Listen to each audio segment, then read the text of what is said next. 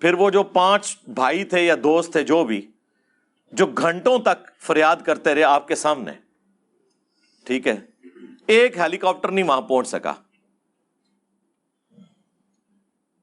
اور یہ واقعہ اس جگہ کا ہے کہ جہاں پہ حکومت اس لیڈر کی ہے کہ جس نے پوری قوم کو جو ہے نا وہ، اب میں یہ نہیں کہتا ٹرک کی بتی کے پیچھے لگایا ہوا ہے، تقریریں کروائیں ان سے، ٹھیک ہے، باتیں سنیں ان کی. ہم نے ان لوگوں سے عشق اس لیے کیا تھا کہ چوروں سے جان چھوٹی ہے. ہمیں کیا پتا تھا سب سے بڑے چور و ڈاکو اس کے ساتھ بیٹھنے والے لوگ نکل آئیں گے اور ان کی سرپرستی یہ شخص کر رہا ہوگا. کے پی میں کس کی حکومت ہے پچھلے آلموسٹ 10 سال سے؟ تو وہاں تو سیلاب نہیں آنا چاہیے تھا نا، وہاں تو صورتحال بہتر ہونی چاہیے تھی. او بھائی جیڑا کٹو ہی لال جے. ہاں، اس کی وجہ یہ ہے کہ یہ جتنے لوگ ساتھ اٹیچ ہیں نا، یہ کچھ عرصہ پہلے پیپلز پارٹی میں تھے، کچھ عرصہ پہلے نون لیگ میں تھے، کہیں اور تھے، پھر جمع ہو کے یہاں آ گئے اور ماشاءاللہ یہاں آتے ہی وہ ایک ان کو ایمانداری کا سرٹیفکیٹ مل گیا. بھائی پوتڑیاں دے بگڑے نے، ہاں جی، پیمپرز کی عمر کے، ڈائپرز کی عمر کے بگڑے ہوئے لوگ ہیں. ان کی اصلاح ایک دن میں نہیں ہونے والی، بلکہ نہیں ہونے والی. ان کے لیے دعا کریں اللہ ان کو ایمان و عافیت کے ساتھ اپنے پاس بلا لے، ہاں، جنت الفردوس میں رکھ لے. ہاں، جنت کی دعا کریں ان کے لیے صبح و شام، جہنم کی نہ کریں. یہ جنت میں بھی پہنچ جائے نا تب بھی دنیا میں سکون آ جائے. ہم اس پہ بھی راضی ہیں کہ انہیں جہنم میں نہ پھینکا جائے، جنت میں پہنچ جائیں، لیکن دنیا تو رہنے کے قابل ہو جائے، یہ ملک تو رہنے کے قابل ہو جائے. بس دنیا میں قیامت کی ساری نشانیاں پاکستان وچ پوریاں ہو رہی ہیں. ہاں، پوری دنیا اتنے جا رہی ہے، اسی تھلے جا رہے ہیں. قیامت دی نشانیاں نے. یہ جو ہے نا حکومتی ملے، انہوں نے یہ آپ کو اس قسم کی پٹیاں پڑھائی ہیں حکمرانوں پہ کبھی پردہ ڈالنے کے لیے نا، اور جس طرح کی عوام ہو اس طرح کے حکمران آ جاتے ہیں اوپر. اس بات کو کرنے کا مقصد کیا ہوتا ہے؟ حکمرانوں کے اوپر پردہ ڈالنا. عوام تو بدترین ہو چکی ہوئی تھی. عمر بن عبدالعزیز ایک بندہ اوپر آیا تھا نا، 2 سال کے اندر اس نے بنو امیہ کا 60 سال پرانا گند صاف کر دیا تھا. یہ کون سی باتیں آپ کر رہے ہیں؟ آپ وعدے تو یہی کر کے آتے ہیں، جب آپ اوپر آتے ہیں پھر کہتے ہیں جی ہمیں کام نہیں کرنے دیا، تو چھوڑ دیتے ہیں نا اسی وقت ہی. چمٹے بھی رہتے ہیں اور پھر بعد میں گلے شکوے کرتے ہیں نہیں جی ہمیں کام نہیں کرنے دیا گیا. سارے کے سارے یہی کر رہے ہیں، کسی ایک کو سنگل آؤٹ کرنے کی ضرورت نہیں ہے.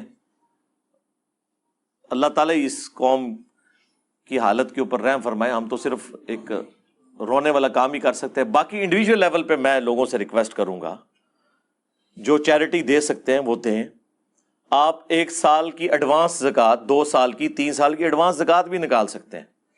اگر آپ کی اس سال کی زکوٰۃ ختم ہو چکی ہے تو اگلے سالوں کی آپ ایڈوانس نکال کے اپنے پاس نوٹ کر لیں.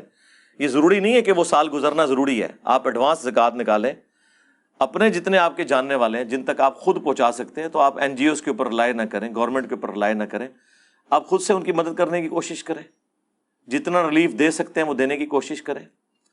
اور جتنے یہ کاروباری حضرات ہیں جو خصوصاً منڈیوں کے ساتھ وابستہ ہیں، ان سے تو ہم کہیں گے کہ اللہ کے بندو، تم لوگوں نے مارکیٹ میں جو آلو، ٹماٹر اور پیاز ہے، یہ جس ریٹ کے اوپر لانچ کر رہے ہو، تم نے تو بڑا سستا لیا تھا. اب صرف اس وجہ سے کہ پیچھے آفت آ گئی ہے تو تم نے پہلے ہی اس کو امپلیمنٹ کر دیا ہے اور اسے بڑھانا شروع کر دیا ہے. اس طرح کا جو نفع ہے نا، اور یہ ذخیرہ اندوزی کی کیٹیگری میں بھی آتا ہے کیونکہ بیسک نیڈ کی چیزیں ہیں. اس طرح کی جو کمائی ہے تو حرام کی کمائی ہے. کتنا آپ لوگوں نے کھانا ہے یار؟ آپ منڈیوں میں ایسے ایسے بیوپاری بیٹھے ہوئے ہیں جو ایک ایک دن میں کروڑوں روپیہ کماتے ہیں، عام حالت میں بھی. اتنا بڑا بڑا بزنس ہے. ان سے کہا جائے کہ یار چلو آفت آئی ہے اس وقت، ریٹ ہم نہیں کہتے کہ تم کم کر دو، ایٹ لیسٹ سٹیبل تو رہنے دو. لیکن یہاں کیا حالت بنی ہوئی ہے؟ کتنے کہ وسیم بھائی کہ ہے جی ریٹ پیاز دا 1200 روپے دھڑی ہو چکا ہے، بلکہ کل تو مجھے کو 1500 بتا رہا تھا. 1500 روپے دھڑی یعنی 300 روپے کلو پاکستان میں پیاز ہے. ہاں پاکستان میں. ٹماٹر 300 روپے کلو ٹماٹر بھی ہے. اب اندازہ کریں یہ کچھ سال پہلے میں اسلام آباد کی منڈی سے 40 روپے 50 روپے کہ 5 کلو ٹماٹر خریدتا رہا ہوں میں خود کچھ سال پہلے تک. لیکن یہ اب آپ دیکھیں کہ آہستہ آہستہ انہوں نے کس طریقے سے معاملات کو چلیں. ابھی خیر یہ آفت آئی ہے, کوئی اللہ تعالیٰ سے ڈریں, مر رہے ہیں تم لوگوں نے, یعنی ہونا تمہارے ساتھ یہی کچھ ہے. یہ جتنا کماتے ہو نا, اینڈ پہ جب ساتھ والے گھروں تک تمہاری لاشوں کی بدبو پہنچتی ہے نا, تو وہ آ کے ریٹریو کرتے ہیں کہ جی وہ بچے تو ادھر ہے ہی نہیں تھے, وہ تو باہر کے ملکوں میں بیٹھے ہوئے تھے, یہ مر گئے ہیں پیچھے.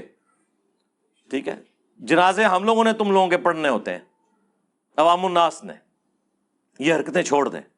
یہ ہر بندے نے انڈیویجول لیول پہ اپنے اوپر خود ایمفسائز کرنا ہے, اللہ سے ڈرنا ہے, اور بجائے یہ کہ ہر معاملے کو تقدیر کے اوپر پھینکنے کے اپنی اصلاح کی کوشش کرنی ہے. اسی حوالے سے میں نے آیات اور احادیث بھی آپ کے سامنے پیش کر دی. صلو علی محمد و آل محمد, اللہم صلی علی محمد وعلی آل محمد واصحاب محمد وازواج محمد اجمعین الی یوم الدین, آمین.